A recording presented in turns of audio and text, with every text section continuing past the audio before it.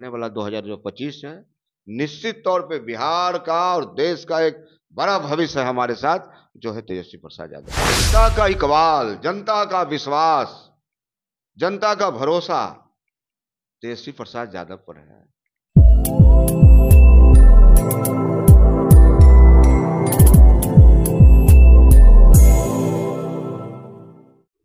नमस्कार, मैं मनीष और आप देख रहे हैं मीडिया दर्शन। 4 जून को लोकसभा चुनाव की वोटों की गिनती हो गई।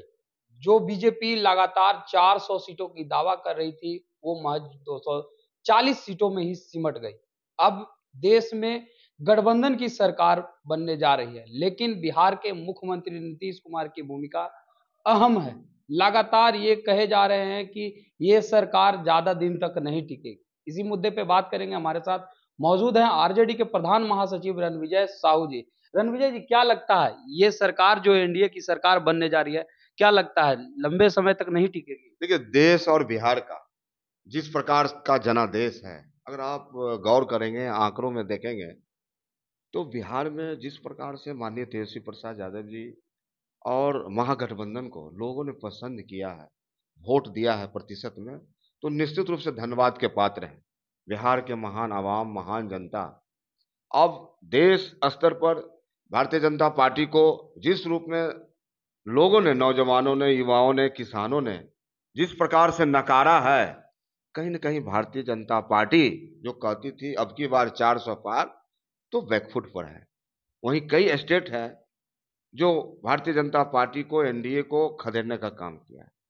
तो आज का जो राजनीतिक परिप्रेक्ष्य है, हमें लगता है कि एनडीए में और महागठबंधन में जो इंडिया गठबंधन है, तो निश्चित तौर पे आने वाला जो समय होगा, पूरी एकजुटता के साथ महागठबंधन हल सवालों का जवाब देगा। आप लोग अपना पेट खुद ही थपथपा रहे हैं। अगर बात की जाए तो बिहार में आप लोग को लगभग 22% वोट ही प्राप्त हुए हैं, जबकि अगर 26 सीटों पर आरजेडी ने चुनाव लड़ा, 4 सीट ही जीत पाई है, तो इसमें कोई बड़ी बात तो नहीं कहा जा सकता है। नहीं, बिल्कुल बड़ी बात है। एक पार्टी यानी राष्ट्रीय जनता दल को अगर इतनी बड़ी जनादेश मिल रहा है इस बिहार में, तो कहीं ना कहीं जनता का अपार विश्वास है।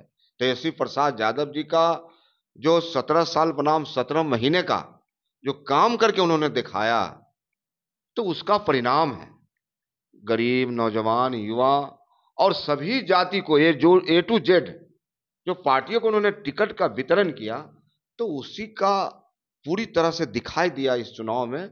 और हमें लगता है कि आने वाला 2025 है, निश्चित तौर पे बिहार का और देश का एक बड़ा भविष्य है हमारे साथ, जो है तेजस्वी प्रसाद यादव जी। कांग्रेस, माले, भाकपा माले, यहां तक कि वीआईपी, सभी पार्टियां एक साथ चुनाव लड़ रही थी।